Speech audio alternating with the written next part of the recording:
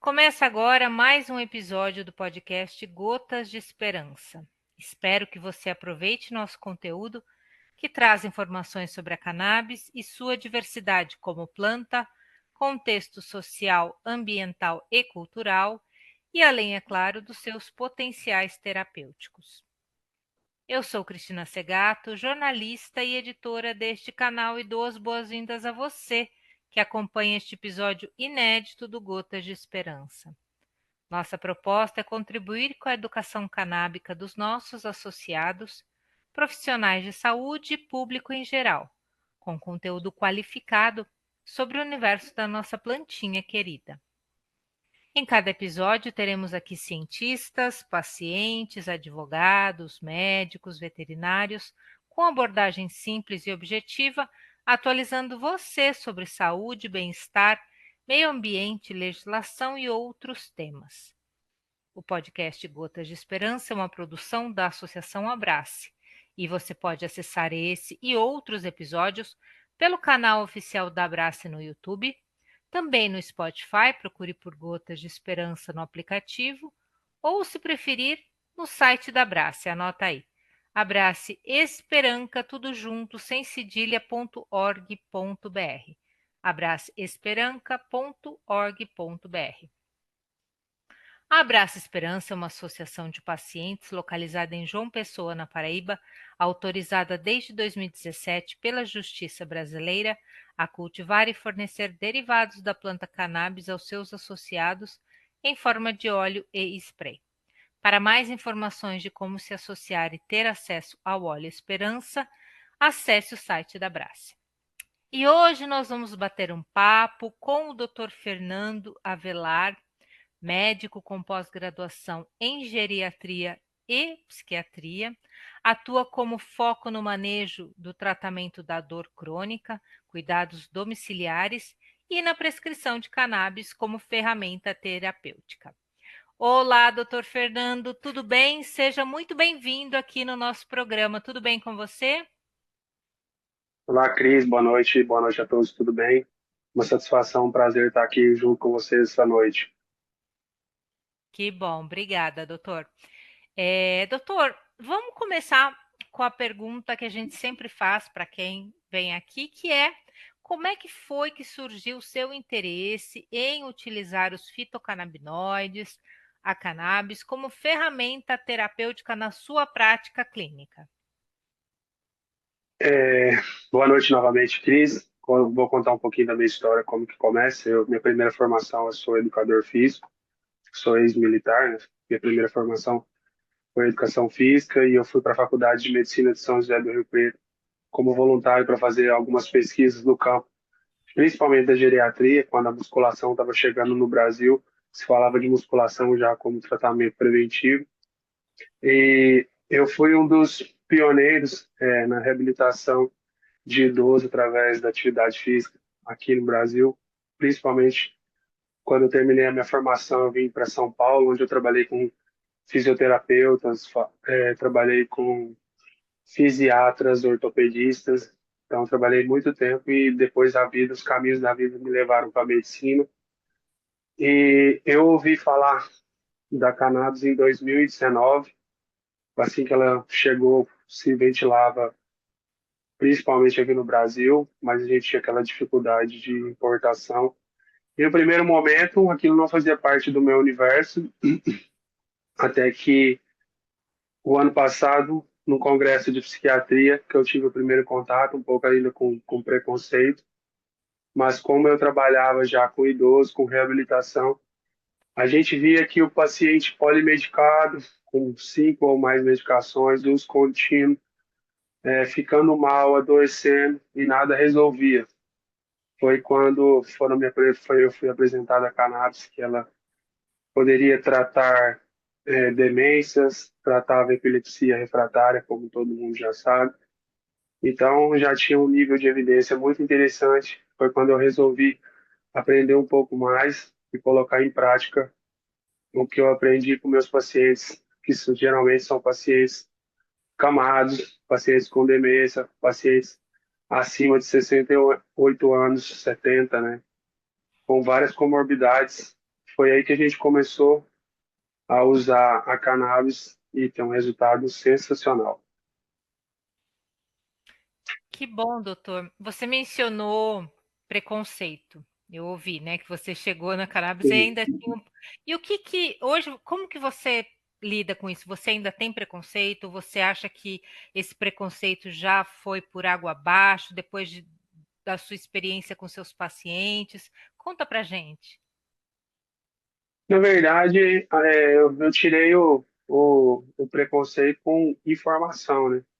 Então, assim, antigamente ventilava que ela poderia ser bom para tudo e para todos, e eu falava, pensava, a gente não tinha muito acesso, foi uma luta muito grande, né? A associação conseguia aqui autorização no Brasil para trabalhar, e a gente não tinha muita informação, e quando era uma disseminação falsa de que ela funcionava para tudo e para todos, então a gente tinha uma certa desconfiança, porque a gente vem dessa parte de pesquisas e nível de evidência.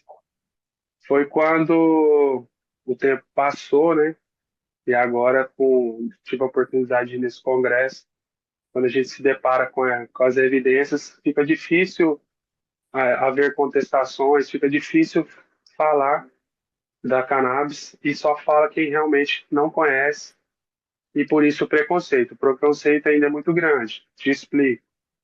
Na consulta home care é uma consulta muito especial, porque a gente tem a presença dos familiares. Então, quando a gente finaliza essa consulta e monta uma proposta terapêutica para esse idoso, a gente tem que reportar a família para discutir esse tratamento. Então, às vezes, por desconhecimento, a gente às vezes segue tentando explicar e às vezes a gente já tem que parar porque a família já começa com não aprovar a ideia. E é um trabalho de formiguinha, é um trabalho de educação. E quando o pessoal aceita a ideia, e aí a gente compra o extrato e 2, 3 dias, 10 dias, 2 meses, 3 meses, é uma outra pessoa, né? É um outro paciente. E aí, essas pessoas que viram esse processo de perto, eles começam a militar pela causa, né? E aí é mais o véu do desconhecimento que se rasga e tudo começa a fluir. Eu acho que é por aí. Que maravilha, doutor. E aí, exatamente, a gente tem que trabalhar esse tabu, né? Esses mitos que as pessoas carregam, né? Essa desconfiança ainda que foi plantada pelo proibicionismo durante muitos anos. Mas, por sorte, hoje a gente tem acesso a informações, e pessoas cada vez mais estão aderindo a esse tratamento com os fitocannabinoides. Exato. Doutor, e vamos. O tema desse episódio de hoje é sobre a cannabis e algumas questões do envelhecimento, como saúde mental e dor crônica, né? E a gente sabe que o processo de envelhecimento naturalmente traz desafios físicos e emocionais para as pessoas. Como é que a dor crônica se insere nesse contexto e qual o impacto da autonomia e bem-estar dos idosos em relação à dor crônica? Olha, geralmente a dor crônica ela cursa com vários anos, né? Esse idoso vem de comorbidades, vem de um alto nível de estresse, ele começa a tomar vários medicamentos e os efeitos colaterais também começam a aparecer. Isso com o declínio do tempo, a falta de atividade física vai estar contribuindo para esse estresse oxidativo, isso vai transformando em gota, em dores, né? E a gente não tem só dores físicas, a gente tem dores emocionais também.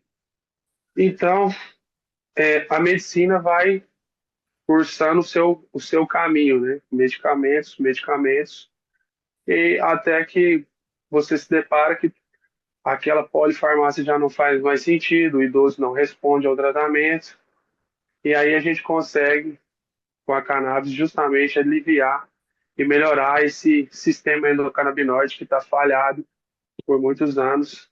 E quando a gente encontra o extrato correto, o idoso começa a responder. A gente tem uma redução da medicação em alguns casos, a gente tem uma melhora desse quadro funcional de dor, né? De dor, emoção, sono. E é aí os relatos que a gente tem, os trabalhos que a gente tem, mostra e aí uma melhora de 50%, 70%. É lógico que não tem como recuperar tudo, né?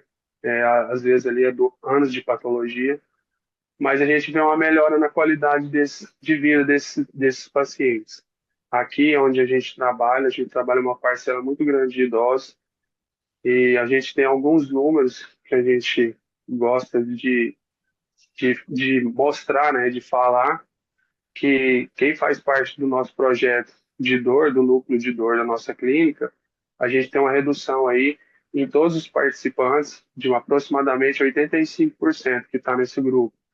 Então, assim, uma redução bem significativa e a gente ostenta com o maior orgulho. E esse grupo, basicamente, é um grupo de cannabis, né? Todos já com os seus respectivos tratamentos, respondendo bem, com bastante qualidade de vida. Então, assim, é uma melhora indiscutível, né? Só quem realmente não conhece, não tentou, não tem como falar. Melhora de qualidade de vida absurda desse paciente. Nossa, 80% é um número muito considerável, doutor. É Uhum. um sucesso muito bom, excelente. É, assim, a gente tem estudos que mostram que os fitocannabinoides, que são as moléculas presentes aí na planta da cannabis, possuem várias propriedades analgésicas e neuroprotetoras, né? É, além da ação na dor, há benefícios também na cognição, no sono, na sociabilidade de pacientes idosos que fazem o uso da cannabis? Sem sombra de dúvida. Pacientes com Parkinson, né, que é a maioria das demências que a gente tem aí, 70% das demências a gente está falando em Parkinson, a gente vê uma melhora absurda, principalmente na agitação e na agressividade desse idoso. Então, assim, a gente começa, né? A gente sempre está usando a primeira linha de tratamento, com a medicação convencional, e aí quando a gente insere um pouquinho, né? A gente insere um full paciente ali, rapidamente, melhora. É um paciente de 92 anos, teve essa semana na clínica, a dona Tereza. A família está muito feliz. A família era uma das que não acreditava e hoje está muito feliz com o tratamento dela. Ela respondeu super bem. Então fica aqui o convite para a família, se quiser vir dar um depoimento aqui no podcast, doutor, você, por favor, transmita esse convite, porque a gente precisa da palavra do paciente. É muito importante quando um se identifica com o outro, né? Que bom, doutor, fico feliz. E existe um perfil de paciente idoso que responde melhor à terapia canabinoide ou é uma abordagem que pode ser amplamente utilizada na geriatria? A geriatria ela é uma medicina integrativa, né? Que a gente não tem como olhar só para um fator do idoso, a gente tem que olhar para tudo, né?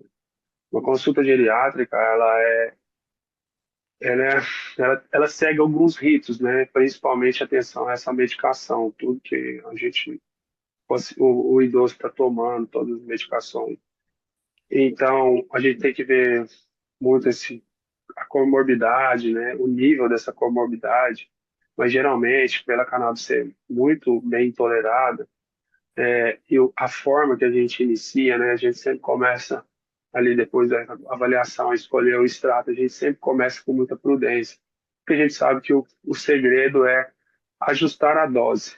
Então, assim, escolhemos, discutimos o tratamento, escolhemos o tratamento, começar é muito tranquilo. Então, assim, o que a gente precisa, o que a gente faz também na nossa clínica é ter um canal para o paciente conversar com a gente a qualquer momento. Então, a gente tem o nosso call center e tem uma secretária que fica na emergência das ligações, emergência e urgência. Então, isso é para todo paciente geriátrico, não só para o que usa os canabinoides.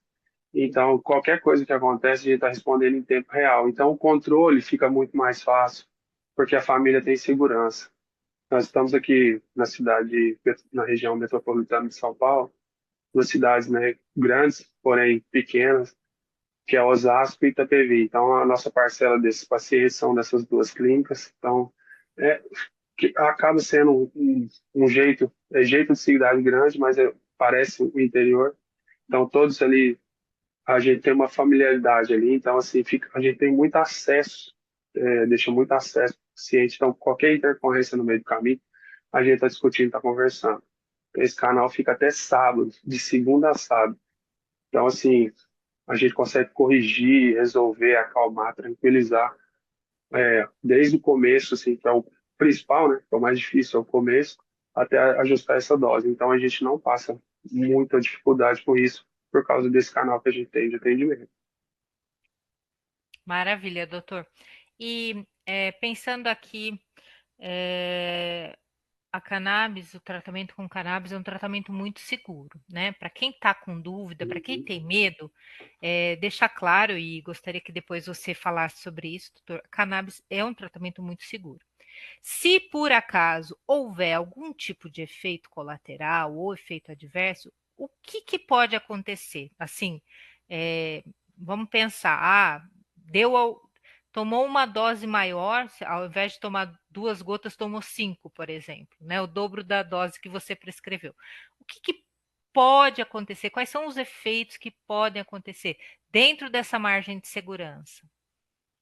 Olha, o paciente pode, né, ter uma taquicardia, ele pode passar mal, pode ter uma hipotensão, mas os efeitos são passageiros, assim, faz parte da conduta médica, né, durante a consulta, explicar a forma de usar a medicação. Então, assim, para que isso não ocorra, a gente explica muito bem durante a consulta, mas caso ocorra, os familiares também podem ficar tranquilos, né, que a descompensação, ela é passageira. Eu nunca tive nenhum problema em relação a isso, né, então, assim, o que fazer não tem esperar o efeito passar, né, se tiver complicações, eventualmente de urgência e emergência, né, o paciente deve buscar o pronto atendimento, né, mas geralmente não tem, né, isso é muito raro acontecer, passa, né, a gente tranquiliza a família que passa, e eu nunca tive problema dessa magnitude, mas não vai morrer, pode ficar tranquilo que não vai morrer, mas pode sim ter uma descompensação ali, uma hipotensão, até um ataque taquicardia. Mas a gente tem bastante critério, né? Para não combinar THC com benzodiazepínicos, pode combinar, mas como se combina.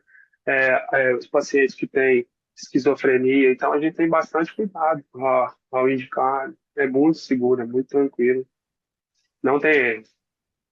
O importante é estar ali na consulta, explicar bastante para o cuidador, para o familiar que vai administrar, é muito tranquilo, não tem, nunca tivemos problema com isso. Excelente. Doutor, o cuidado domiciliar, ele permite um acompanhamento mais próximo e adaptado à realidade de cada paciente. Como é que o home care influencia na adesão ao tratamento com cannabis? Olha, o home care, ele é como eu te falei no começo, o home care é uma consulta muito legal, uma consulta muito especial, porque geralmente esse paciente é um paciente muito querido. Então, assim, a gente trabalha de domingo a domingo, né? A gente se marca antes. É uma consulta que eu vou junto com a enfermeira, a gente tem uma maleta com as medicações mais comuns do dia a dia, suporte de soro. Então, é uma consulta que tem a presença dos familiares. Então, a gente envia para o nosso paciente um formulário técnico, um formulário digital técnico. Quando a gente chega para fazer essa consulta, a gente ali finaliza a história clínica, a gente vê as medicações que esse paciente está usando. Então, assim, pacientes que têm problema de locomoção, pacientes com baixa imunidade, que devem evitar centros médicos para evitar aí uma infecção, alguma coisa do tipo, a consulta home care é para esse paciente, né? Então, esse componente da família mostra cuidado, mostra carinho. A consulta home care hoje é um zelo, é um cuidado, né? Então, assim, hoje a gente tem mais consultas, as famílias perceberam a necessidade desse profissional em vez de ficar postergando. Hoje a gente tem muito trabalho. Então, quando a gente vê aquela situação que identifica, observo muito como está a família para poder falar do assunto. Hoje, graças a Deus, graças ao Instagram, às redes sociais, eles já vêm atrás de nós por causa do nosso trabalho. Então, a gente tem uma certa liberdade para começar a falar. Não é todas as vezes, mas quando a família concorda, Preciso falar que tem o problema, a gente tem um problema também no Brasil. Hoje a cannabis já está mais acessível, já está mais barato, mas ainda tem muita gente que não tem condições de custear o tratamento. E aí tem aquele pode ingressar judicial, mas a dificuldade financeira às vezes ainda é um componente. E aí quando a família a gente tem a adesão da família, que a gente segue o tratamento, é muito interessante, porque o paciente acontece uma coisa lamentável, né? Ao final da vida, quando o paciente falece, a gente recebe a notícia, ó, Fernando, era o único médico que ele gostava de passar era com você. E é assim, e quando a família tem lesão, o paciente melhora bastante. Eu sou muito feliz com a administração e com a prescrição da cannabis para os meus pacientes. Eu gosto bastante. Doutor, isso é um depoimento muito bom, viu? Escutar um médico falando que é feliz em prescrever. Isso esquenta o coração da gente que está aqui do lado de cá. Como é que É porque a gente, desculpa, é porque a gente resolve, não é só um problema, né? A gente vai para tratar uma coisa, a gente resolve outras, duas, três, então o paciente melhora, ele fica menos agitado, ele dorme, ele começa a comer. Os pacientes geriátricos eles têm muito problema de anemia, a anemia melhora, então é sensacional a melhora, então, sem sombra de dúvida. Que bom, que excelente. E como é que você aborda eh, essa conversa com os pacientes e os cuidadores, especialmente para esses que cresceram sob o impacto da política proibicionista, sobre eh, esse mito, esse tabu de que a maconha é erva do diabo, ou que ela queima neurônios, ela destrói neurônios, que ao contrário isso é uma grande fake news, porque ao contrário do que dela destrói, não, ela é neurogênese, ela traz, Neurogênese. traz mais sinapses, traz mais. Como é que você aborda essa conversa quando a pessoa tem esse medo, ou está desconfiada, ou tem preconceito? Olha, o paciente está polimedicado, está tomando tudo que é possível, não responde ao tratamento, não tem outra alternativa a não ser tentar a medicina canabinoide. Não tem conversa, não tem. Então, vamos tentar. É igual eu falei, tem algumas questões culturais, tem uma questão financeira aí, mas educação é basicamente educação. A gente tem que dispor o nosso tempo para educar e falar e questionar e perguntar qual é a sua dúvida, o que que eu posso, o que que você quer entender, o que que você não entendeu. E a gente tem que conversar assim, de forma didática, fazendo analogia. Principalmente você tem que explicar o que que é o sistema endocannabinoide, você explica, ó, é o maestro de todos os maestros. Então, assim, é, mas é verdade, né? Não deixa de ser a verdade. Então, a gente explica, né? Aí a gente vê os olhinhos lá, a pessoa prestando atenção. Então, assim, a gente leva a esperança, fala, vamos tentar, vai dar certo. Ah, doutor, mas não tem como dar errado, não tem como acontecer. E assim, e por medo, olha só como que a gente é, né? Porque a gente tem essa responsabilidade. Por medo, no começo, eu tinha muito medo, era muito ser só CBD, CBD, CBD, CBD. Estava começando, né? E o medo, a gente tem uma responsabilidade civil. E depois que a gente vê que já melhora na primeira ali, no começo, você vai ficando tranquilo, você mesmo vai fazendo parte. Então, assim, a sua experiência conta. Então, é simplesmente educar. É o que a gente está fazendo aqui agora, é educar, levar esse conhecimento. Eu falo muito no meu Instagram sobre isso, estou começando a falar agora, fiquei muito tempo parado, porque eu estava conciliando o serviço, eu trabalhava no SUS, né, serviço público, e agora eu estou só no privado, então, educar, voltei para o Instagram e estou falando. Hoje mesmo eu falei sobre síndromes síndrome do intestino irritável e a melhora com o cannabis, então todo dia escolho um tema e educando. Vai ser assim e é assim que vai ser. Exatamente, esse é o caminho. Eu também acredito nisso, doutor. Esse programa, inclusive, é para isso, né? Para a gente poder trazer informação, educação canábica e, quem sabe, iluminar a cabeça de várias pessoas aí, os corações e as mentes, né?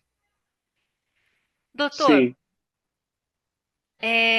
Pensando na dor crônica agora, quem tem dor tem pressa. Eu acho que esse é um ditado que é muito real, né? A dor crônica, ela pode se tornar uma prisão emocional? Como é que ela se relaciona com transtornos como depressão, ansiedade e até quadros de neurodegeneração? Olha, por trás dessa dor, né, a gente tem o viés emocional, né? Tem a dor também das comorbidades, né? O diabetes com a sua neuropatia. É, é, eu falo que a nossa consulta, ela não é uma consulta, é uma consulta dividida ao meio, né? A gente precisa escutar o paciente conversar, o paciente falar. E a gente vê ali encaixar uma possibilidade real para esse paciente, né? A gente não pode ser uma medicina que trata exclusivamente com tudo, com uma coisa ou com outra. Então, assim, na minha conduta, com o passar do tempo, eu aprendi a ouvir. Então, assim, além de ouvir, a gente tem que ver esse paciente em que contexto que ele está inserido, porque, assim, a dor ela é multifatorial, então tem coisas que a gente precisa trabalhar que não fica só na parte da medicação, que não fica só na parte da psiquiatria, não fica só na parte emocional. A gente tem que entender esse paciente para poder orientar para ele qual é o melhor caminho. Então, assim, a dor é uma consulta demorada. Então, a dor é uma consulta que você sabe como ela começa e não sabe como que ela termina. Então, assim, essa investigação, ela é muito próxima, ela tem que ser muito próxima, ela tem que ser muito conversada. A gente já sabe, pela medicina tradicional, distinguir os tipos de dores que a gente tem. Então, você já tem, você lança a mão aquele medicamento, mas às vezes uma conversa a mais nessa anamnese que faz toda a diferença. Então, também você tem que saber, já aconteceu, olha que engraçado. O paciente fala que tem dor, mas às vezes ele gosta daquela dor, aquela dor é uma muleta para ele. Aí a gente fica perdendo os cabelos tentando resolver o problema dele, e às vezes ele não quer, é de cunho emocional muito forte. E como a gente não está lá dentro para entender essa dor, então fica difícil o tratamento. Então essa abordagem, ela é muito lenta, ela é muito devagar, precisa ter uma confiança com o médico para a gente poder explorar outros caminhos e quem sabe chegar realmente que, chegar nessa dor desse paciente. Então não é uma consulta de uma hora simples, é um trabalho longo. Então assim, quando a gente vê a oportunidade, né, aí que o paciente abraça essa ideia, a gente ganha etapas quando a gente prescreve a medicina canabinoide. Doutor, você mencionou numa das suas respostas sobre a dosagem, né? É, Hum. a terapia com cannabis, ela é diferente dos outros tipos de tratamento, como, por exemplo, o antibiótico. Você toma um antibiótico, resolve, acabou. A terapia com cannabis não. Você tem que ajustar a dose, como você disse, tem que ter muita conversa, tem que ter um diário terapêutico, o próprio paciente precisa relatar, né, Hum. como ele está se sentindo, com uma gota, duas gotas, três gotas, porque isso faz toda a diferença, depois nos resultados. Não é isso, doutor? Olha, quando você explica uma receita para um paciente, você tem que explicar para ele que ele tem que aprender, não é como se fazia antigamente, que o médico fazia uma prescrição e ele seguia. Hoje é comum que o paciente volte e fale, doutor, eu tomo esse remédio, estou passando mal. Mas por que que você está tomando esse remédio? Então, assim, quando a gente ensina a forma de administrar, a gente dá autonomia para esse paciente, para esse cuidador, para esse familiar, é muito fácil. Porque, assim, não tem como. A gente minimiza muito o erro, né? Como eu te falei, a gente tem esse canal. Mas a gente sempre começa com aquilo. O nosso diário terapêutico é justamente quando esse paciente retorna e a gente orienta uma gota, uma gota, uma gota, uma gota. A gente vai evoluindo de 3 a 4 dias. Assim, eu não consigo ver, eu sinceramente eu não consigo ver assim que eu vejo meus colegas relatando. Não sei qual é o tempo que isso tem de consulta, como que funciona, mas a gente tem muita segurança quando a gente passa essa administração e a gente não tem problema com isso. porque é muito tranquilo e é uma ferramenta maravilhosa que, por si só, ela vai se autorregulando, vai autorregulando o nosso organismo, e aí é muito tranquilo isso aí. Doutor, e como é que se diferencia os sintomas psiquiátricos originados pela dor dos que são decorrentes do processo de envelhecimento, como ah, doenças neurodegenerativas, Alzheimer e Parkinson? Olha, como eu te falei, né, a diferença das dores, principalmente nesse paciente geriátrico, a gente tem os testes que a gente faz as escalas, a gente tem os testes funcionais, tem que observar o que tem atrás, quais são as patologias de base, por exemplo, como diabetes está muito, a neuropatia, as próprias demências, né, espasticidade muscular. Então, assim, classificar a dor é importante, mas o que a gente tem de convencional hoje para o tratamento da dor funciona até um certo tempo, né?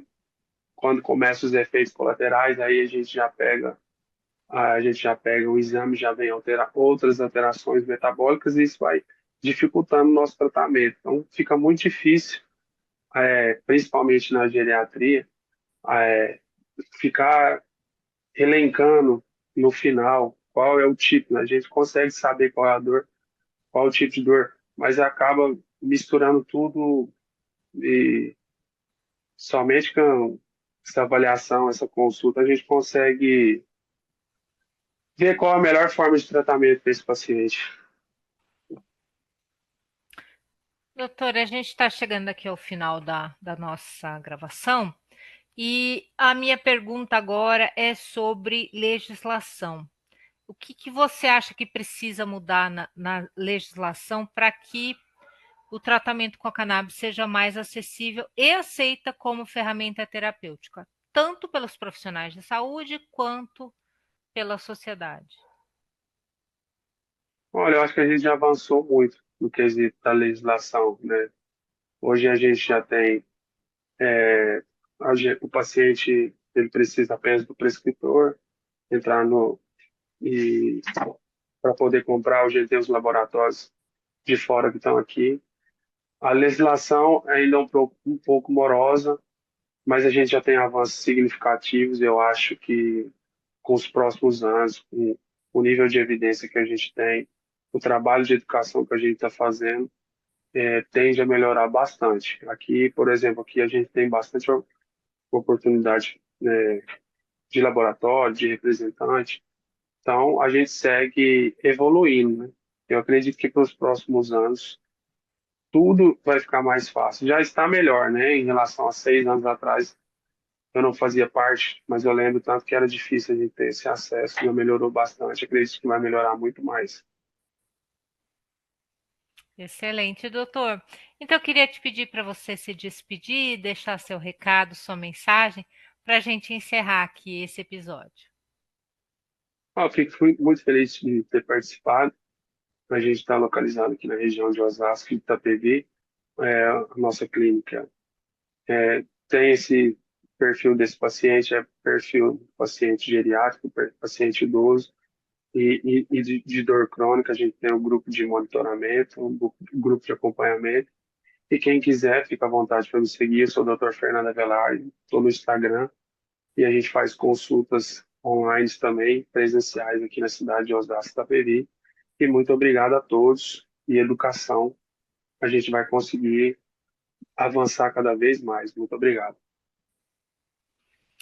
Termina aqui mais um episódio do Gotas de Esperança, podcast produzido pela Associação Abrace, trazendo entrevistas e debates sobre o cenário do uso da cannabis terapêutica no Brasil.